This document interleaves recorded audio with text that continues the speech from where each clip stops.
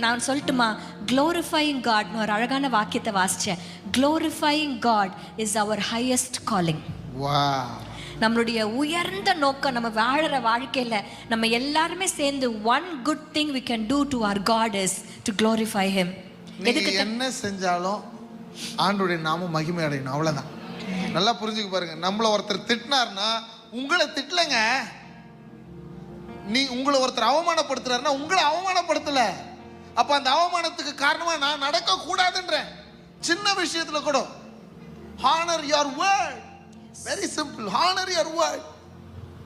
yes, ஏன்னா உங்களுக்குள்ள இருந்து கர்த்தருக்கு மகிமை வெளிப்படும். சொல்லுங்க, எனக்குள்ள இருந்து கர்த்தருக்கு மகிமை, எனக்குள்ள இருந்து கர்த்தருக்கு மகிமை.